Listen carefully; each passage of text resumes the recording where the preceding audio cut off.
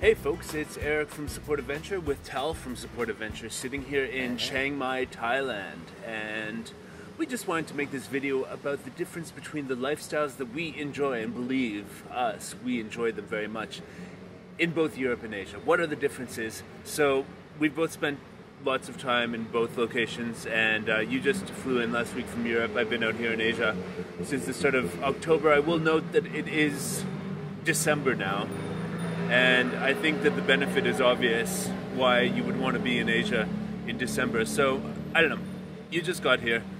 You escaped Europe in November. What was the transition like last week when you flew over here? Yeah, well, Europe started to get quite a bit colder, so I spent most of my time in Serbia, which is South Europe, which is warmer than, the other regions of the continent, but still it was going to, 10 degrees, 5 degrees, and I realized that a lot of people stopped going out as much. A lot of the restaurants and bars started closing earlier. A lot of the splavs, which are the floating nightclubs and bars around the river, started to close. And you find this winding down of culture in that part of Europe. More goes inside, and also the food, less fresh food. Yeah, that as well.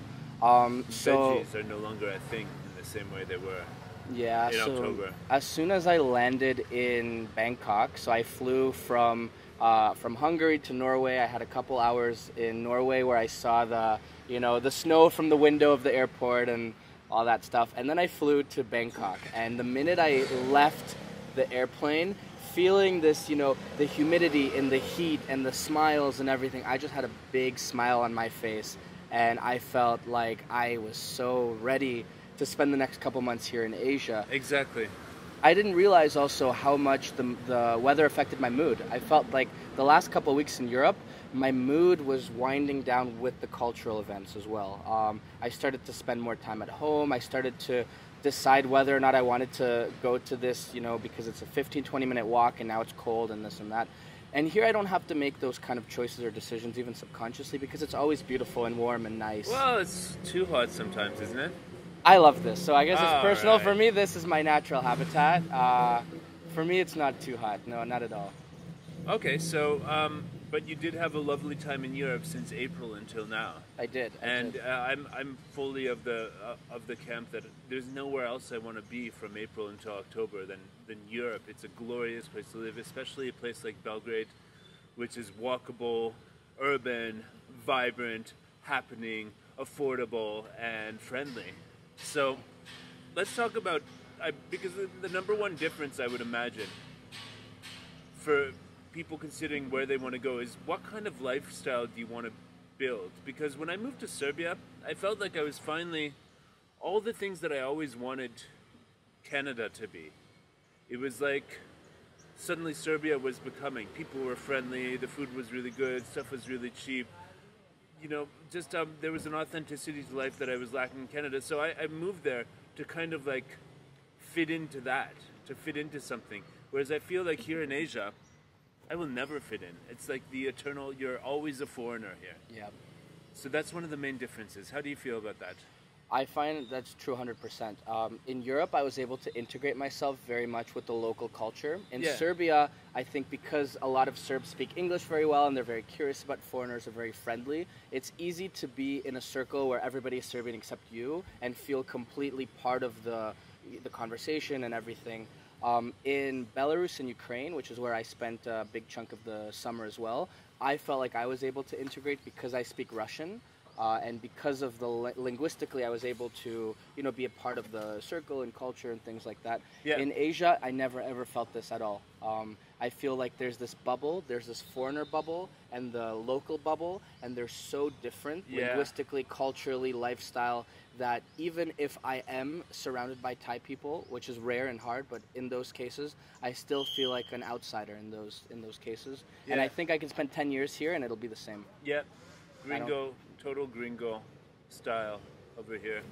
Yeah. Yeah, I mean, I guess the in-between, Serbia, specifically the Balkans and those places where they do quite fluently speak English and have this sort of very hospitable mindset, you do go there and you do kind of start feeling like you're a part of the local culture. I don't know how to describe it, especially you know, if you have a predisposition to be more like that Eastern European sort of person, to be direct and like going for it in life and just like enjoying yourself. I mean, it's very easy to get into that rhythm of Eastern European life. Whereas here, yeah, I mean, you can eat the food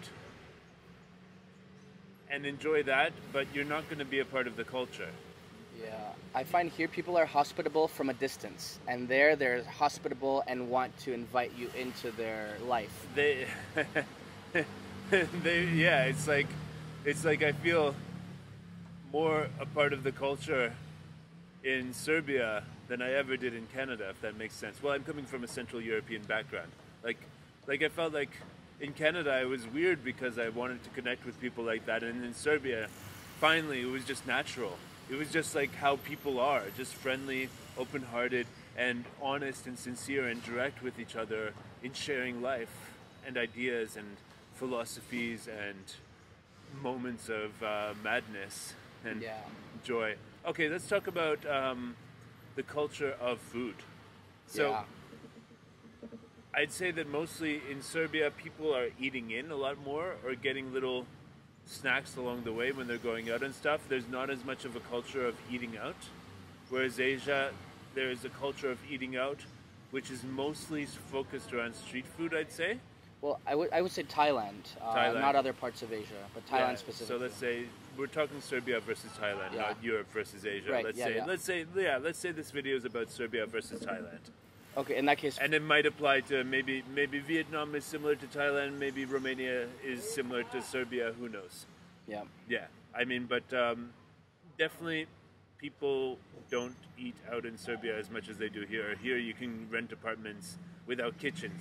But I think the exception to that is Serbia. There's a lot. It's a big party city. There's a lot of people going out partying, and after that, all the grills, the barbecues, the fast food is very popular a street food. at like 1, 2, 3 in the morning. And I see everybody, like all of the rosties that are open are full of people at like 1, 2, 3 a.m. So that's the exception. During the day, people eat at home with family. But it's not like it's not like a huge culinary experience. Like here, everywhere where you go and get some food, it's like it's a culinary experience. You know what I mean? The street food is like they put great time and care into doing it.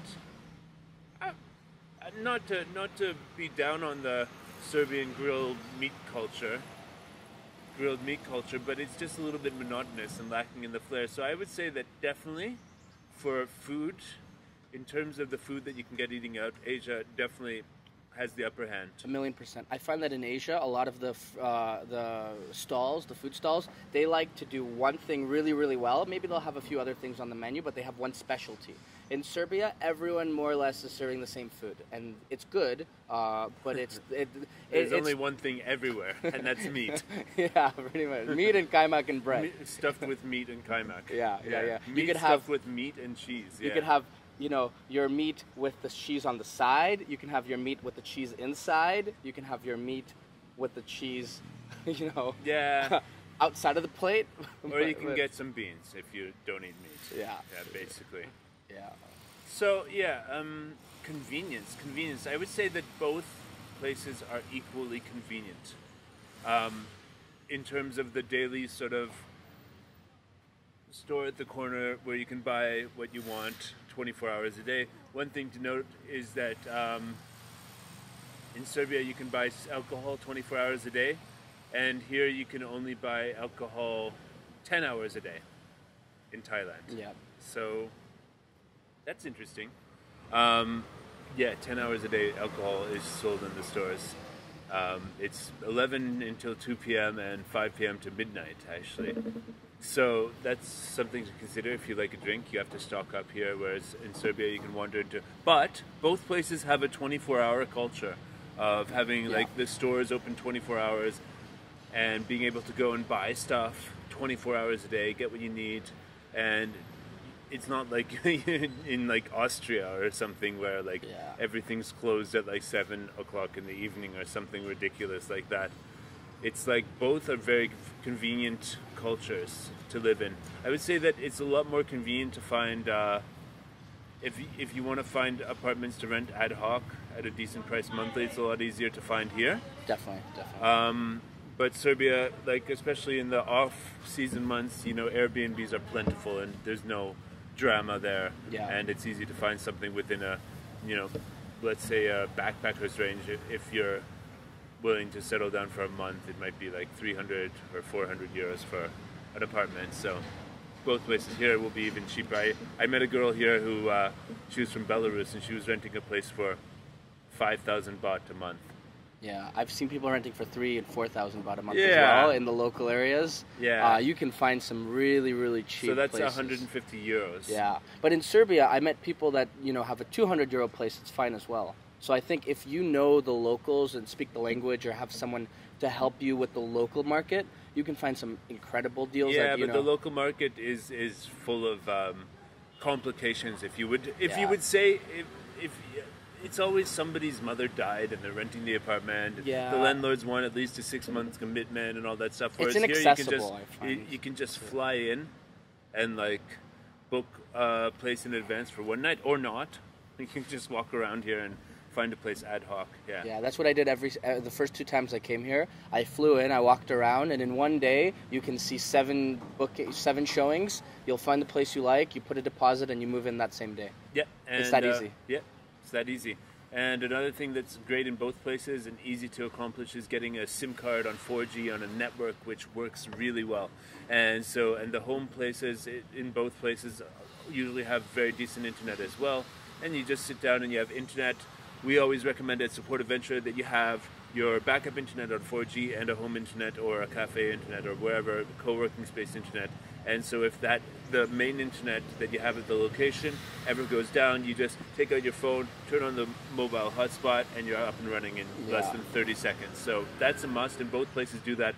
I've recently been traveling in the United States, and it was a struggle to have good mobile internet in the United States, unfortunately. Yeah, and Germany for me as well. It's funny, when I'm in the more developed countries, I find the Wi-Fi to be a lot shittier. That's and because the they invested before. That these countries have brand new state-of-the-art networks, whereas Yeah. the stuff in Germany and the States or whatever, it's like probably, you know, at least 5 years old now.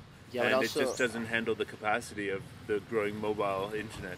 Yeah, and industry. I think because of the cost involved as well, cafes don't want to spend, you know, money to get the faster internet. They'll get the most basic, cheapest plan, and they'll have a shitty router that doesn't really handle all of the devices well. Yeah. Versus here, because it's not that big of a cost involved for the businesses, it's you know, a no-brainer to have proper Wi-Fi here. Yeah. So what else? What else did we want to cover in this? Yeah, general lifestyle. I would say that the Asian lifestyle is a little more calm and serene. Yeah, to me, honestly, I find that European lifestyle reflects more like what I guess for me normal life is. You know, I wake up, Yes. I go to the supermarket, I go to the cultural events, while Asia is more like a wonderland of experiences. You're way the hell out there. And like instant gratification and just everything you want at your fingertips all the time with people all around. So it's more like Europe for me is more like real life, and Asia is more like a trip, an adventure. You know, I feel like I'm on a lifelong vacation here, and it's interesting to mix it up But because definitely, yeah, social life is better in Europe. I think so. Social life is, 100%. Like cultural events are better in Europe. And just the fact that you have have a thing that you can fit into. Like, well, we're coming from European backgrounds, so it's, you know, like, Yeah. and North American culture is an offshoot of that, and so we get it. We get all the things that are going on. Whereas here, yeah, it's kind of like there's a lot of mystery and intrigue around but you don't really have that social connection with the locals. That's the main thing. Yeah. That's the main thing. And there's the bubble, the foreigner bubble, whether it's, you know, a bubble around digital nomads here or on yoga or this or that. And it's nice for a while, but after a while you feel claustrophobic in this bubble because it's so closed and it's so, it's imported basically here. Yeah. And after a while, I do want to go back to the source of that culture and really feel like a part of the culture of the country instead of the culture of a small bubble. Yeah. If that makes sense. Yeah, exactly. So it helps to have a place where expats, if you're hanging out with them, mix with the locals and they speak the same language, English, and it's not a big deal. But yeah, the expat culture can be like yeah, a little bit insulated, and it seems to be dominated by, you know, whichever. Yeah, it's like a mix of people that you end up having a lowest common denominator effect of like, you know, American culture mixed with British culture mixed with German culture, and what they have in common is the commonality in the expat culture. So it is a little less rich of a social scene than when you're a European place where everybody's drawn to the European culture of that place and are learning the language a bit or interacting with the locals, and yeah. So yeah, and the last sort of thing is I want to talk about is long-term longevity. Thailand has a visa policy that means you have to leave every 1 or 2 months as a foreigner, and that's a major inhibiting factor of actually setting up any sort of stable life here. Whereas Serbia, as far as I know, is still I've got legal papers there, but it's still a country that that doesn't really watch much. Like, you get 3 months from the beginning, and a lot of people are still able to go out for a few days and come back and get another 3 months without anybody saying anything. And it's much easier to actually get a visa if you just, for example, open up a company that you're putting 500 euros a month through or something like that. Whereas here, it's a constant source of anxiety for expats trying to make a long-term existence here, but are unable to do so because the Thai visa regime. This isn't a problem in Vietnam, but it's a problem in Thailand. So. Yeah. Yeah, I agree. So there you have it, folks. The lifestyle in Asia, Europe. Support youth in Asia. Youth in Asia. Yeah, I would say in a nutshell, if you came to this video to see like, do I want to be in Europe or do I want to be in Asia? There's no right answer, and try them both. So if you're working a UK shift, if you're working through Support Adventure for a UK company, I would highly recommend you try a month in the winter to come to Asia and experience youth in Asia. And what I love is both. Not killing yourself, but my choice is in the Europe or Asia is both. Go to Europe for 6 months, get sick of Europe. Go to Asia for 6 months, get sick of Asia, and repeat. When I first started spending a lot of time in Europe from North America, it had this magic to it, which now I've transferred that magic onto Asia.